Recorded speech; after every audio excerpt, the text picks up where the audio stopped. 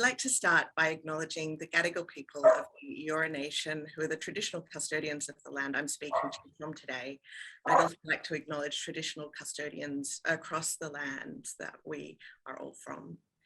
I'd like to pay respects to elders past, present and emerging, and acknowledge that sovereignty has been ceded.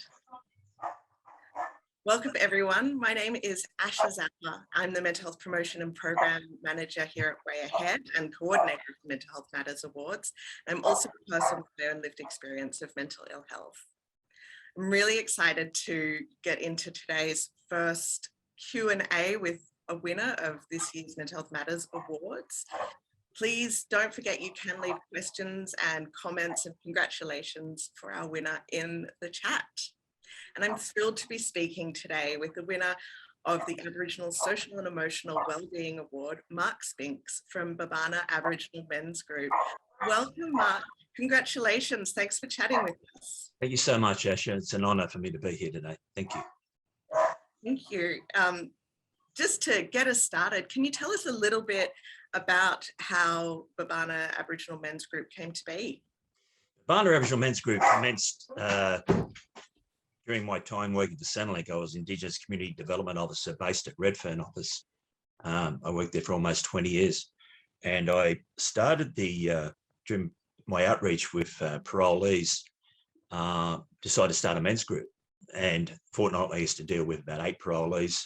I said to start a men's group next week. I turned up to a place called the Settlement at Chippendale in the backyard. There was 40 men. And I just said, well, let's go. And we've been going for, well over 17 years now. Wow, 17 years. That's a fair amount of time for something Amazing. That started from passion, really. Amazing. Yeah, it was just not long after around the time of the riots in Redfern, if you recall, years ago. But we always knew that we had to do something prior to that, especially in that Redfern Waterloo area. And that's what we did. And can you remember sort of one of the first times when you realised the impact that the group was having on the community? Yeah, our group, Babana, which is the Dharug word for brother, which is what we all are. We had some non-Indigenous members in our group, and we open our doors to all men, although the board is Aboriginal, First Nations people. We had a couple of guys that took the dark path of suicide. And we weren't doing anything around suicide prevention at that time. We were just doing community events and what we could do to assist the community. One was an English school teacher, another was a Pakistani gentleman, and they took that dark road. So we decided to do something about suicide. So every year we do. And although we say we annually do a suicide prevention event, we do more than that. The community events that we do, when you ask the question you asked, I think the great measure is the attendance. Prior to COVID, we could have anywhere between 200 and 400 people turn up to our events, and I don't pay them. I do feed them. I do make sure everyone has lunch, and I do like to take it to isolated areas like different islands on Sydney Harbour. To that end, we've got a 2-year partnership now with Harbour Trust, and prior to COVID, we were using the old submarine base at North Sydney Wharf, Platypus. I love that spot. You can get there on a boat, bus, car, whatever. But we still have the tranquility of the water around us, which I find eases people's tensions and they open up more. Yeah, that's really incredible to hear, especially about the partnership with Harbour Trust. Yeah. And I'm wondering as well, because it sounds like just the group itself, even when not explicitly dealing with mental health, seems to have a mental health impact for people. What are some of the other activities the group does? Well, when COVID commenced, we decided, because we couldn't get together in numbers, as we did with our community events, which broke my heart, because that's what we love doing, getting all people together, service providers, tap into information that people don't know. And I'm not an expert on all things, but I do like to get people together that are experts to tell our people and non-Indigenous people, whoever attends, this is what's available for you if you need help. So we decided to do Zoom conferencing, and I'm not an IT expert. Jeremy Heathcote, the deputy chair of my group, works at Sydney Uni. He does the IT stuff for me. I'm pretty hopeless. But the Zoom numbers are increasing every Friday. So every Friday at midday, we get together, we have a laugh, we tell jokes. I'm really don't want to concentrate on the negativity of COVID. I want that to be a day where they want to say, I'm happy to be here. I want to be there because I'm having a laugh. You know, you don't realize how many men are at home on their own and women and don't have family. How tough is this COVID when you're on your own in a darkened room and they say you've got to go into lockdown? And if you've got family and you've got a backyard, seriously, you're blessed. Yeah, very much. Yeah, a lot of people are feeling the isolation, but it's incredible to hear that that space has remained a positive point of connection for people. I would. Yes, you spoke a little bit about the challenge of COVID, but having done this for 17 years, I'd be really interested to hear what are some of the other challenges you've faced doing this work. Look, there are several challenges. Like when we first started, I was doing the groups in the block in Redfern, and there were issues there that I knew I had to move. To get the islands, to get the partnerships with Harbour Trust has only been last 12 months, so we've got to do arrangement with them. But NRMA and the Manly Fast Ferries, they lend me that ferry to move my people. You know, everything costs money. Everything you do costs money. And I've never, ever charged anyone for anything I've done. So when I take pre-COVID 200-300 people to an island, we're using Goat Island a lot. We use Cockatoo Island, the submarine base, as I said to you. I put lunch on it, make sure people have a healthy lunch. And I never charge people.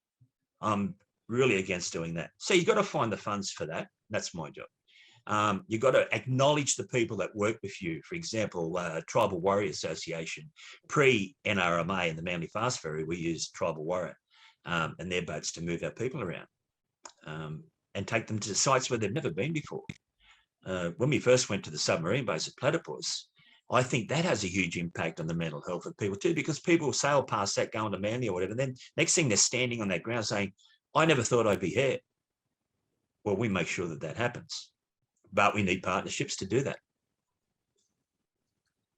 Yeah, definitely. I think one of the things that the judges really noticed about your entry was the way that you have built so many partnerships with different parts of the community and different sectors as well.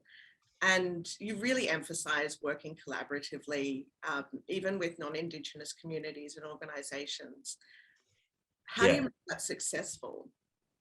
You know, I'm against segregating anyone. Although our board is Aboriginal, we've formed based on an Aboriginal men's group. You have a look at my skin. My skin's fair. Aboriginal grandmother raised me. My mother was Aboriginal. My father was white. We are who we are. We're a product of who we are. But, you know, I open my arms to all men and our community events to all women, children, whoever want to come to our events. We don't bar anyone. You know, I've done days on Clark and Shark Island where we've had hairdressers come and do ladies' hair. I've had masseurs come and do the shoulder massage and leg massage for our ladies that attend those days. And they go away with a mental feeling of, oh, I can't believe I've done that. Who would have thought you could do that on one of those islands in Sydney Harbour and surrounded by yachts and passing parade? But I'm so proud that we did. And that'll stay with me forever. I'm really hearing so much about the way that your approach is holistic. It's not just saying, you know, this is a mental health thing. It's really looking at all the factors that go into well-being and trying to bring them to people. You know, and I appreciate what you're saying there. You know, we started the Anzac Day Colour Digger March about 13, 14 years ago now. When I was a child in Burke, I used to see my grandmother's brother, Tommy Vincent, who went to the Second World War. He marched at the tail end of the march and couldn't go to the RSL. And you know the reasons why. You were Aboriginal, you weren't allowed in the RSL, which broke my heart. But I always had this idea in my head that when I grow up and I'm able to, I'll do something about it. So we did this march. And initially we had 100 or so people. I've got to tell you now, we're the French ambassador, American consulate. Clover Moore never misses a march. Tanya Plutus, so God bless her, hasn't missed a march in all those years. And this year we just did a reef-laying ceremony at Redfern Park because we couldn't march. I've got to tell you, the number of Maori people that turned up and the show that we put on, it was heart-wrenching. Yeah, there's videos to see of that. But, you know, it's about bringing people together to say that our people serve this country. Our First Nations people serve this country, but came back to what? So, you know, all that and the generations of that mental health impacts all those generations down the line. And it traces back to that and pre that. And we know that. We're just trying to do something about it.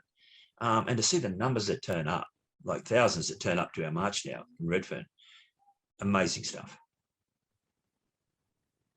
Yes, that point about the intergenerational trauma is something that luckily people are learning more and more about, especially non-Indigenous people are learning about the way that that has and continues to impact Aboriginal communities. I'd love to hear your take on what you'd like non-Indigenous organisations, communities and groups to know about working with Aboriginal-led groups. You become more aware of what we do. You know, we've only just really started using social media, but prior to that, if you go into Google, you see the events we've done for 20 years. But I always had this feeling that not enough people knew what we were doing. You know, our group, Babana, and others, not just me, but, you know, we're playing a part. We're a piece of the jigsaw puzzle.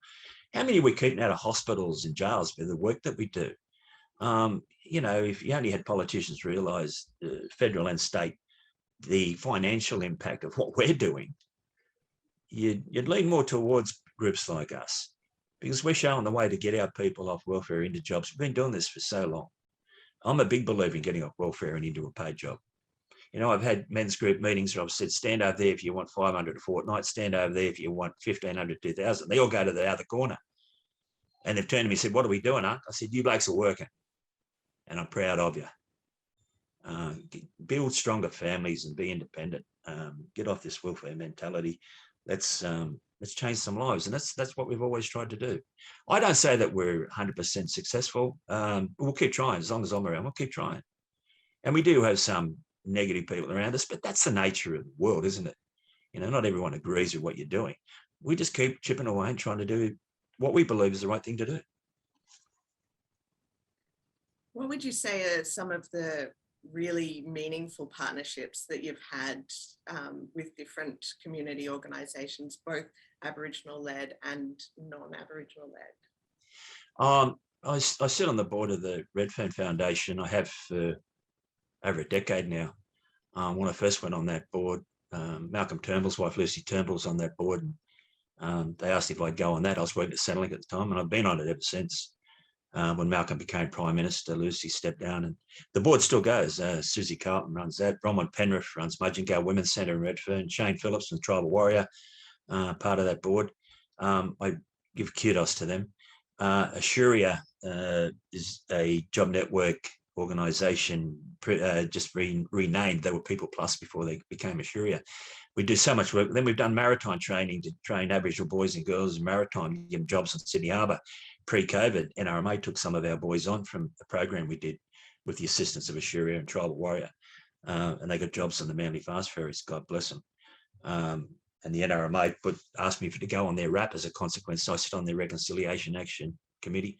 Proud to say we do. We haven't sat for some time because of COVID, but they still support us with the ferry, you know, done charges. That enables me to move people to those sites, which is so important for us because we don't have thousands and thousands of dollars to do that.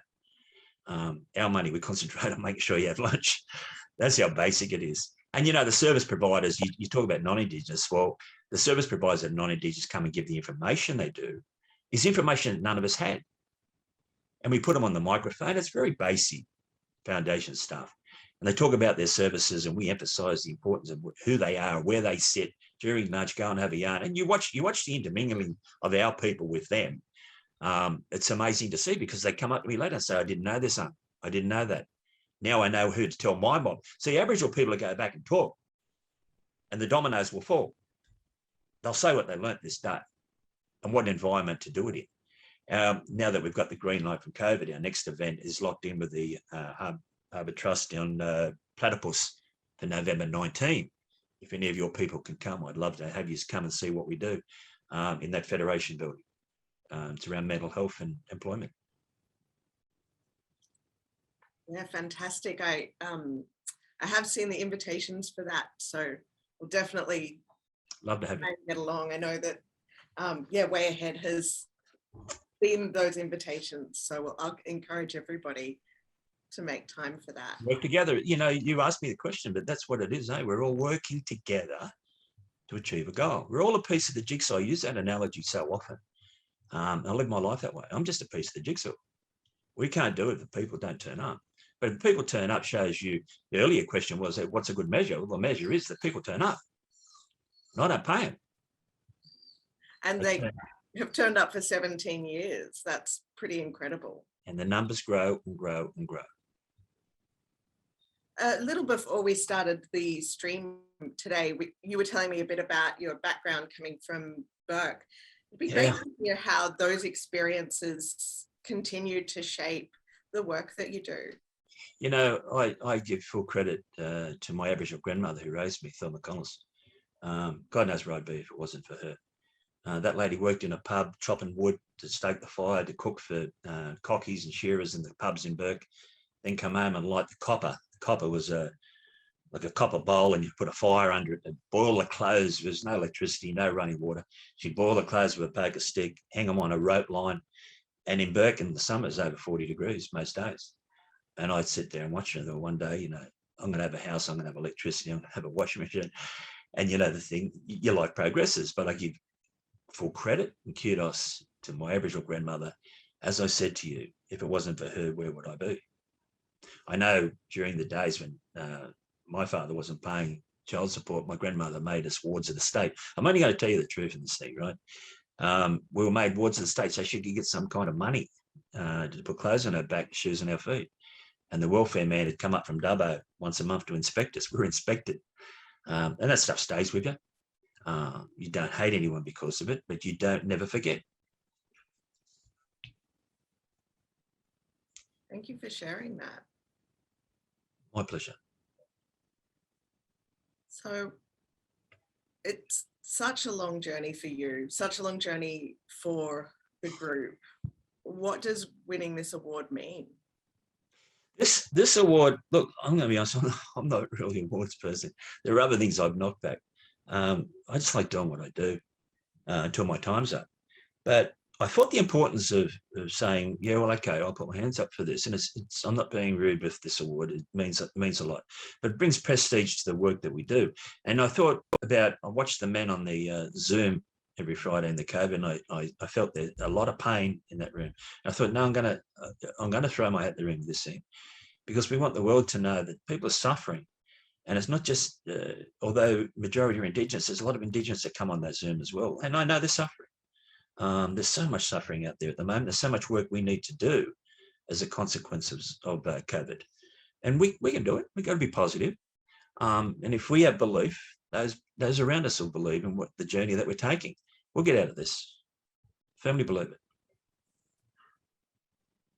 Yeah, I think a lot of us can really learn from your approach, that community-based approach, the holistic approach, not just taking one thing, but looking at all the things that contribute to well-being. We all need each other. You remember what I said about the analogy of the jigsaw puzzle?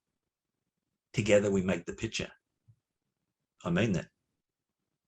We need each other. Wonderful. Thank you so much, Mark. Thank you for joining us. Thank you for your insight and taking the time to share your story with us today. And again, congratulations on all the incredible work that you do. For everybody watching, you can find out more about the work that Mark does, and the Babana Aboriginal Mens Group. We'll post links in the chat.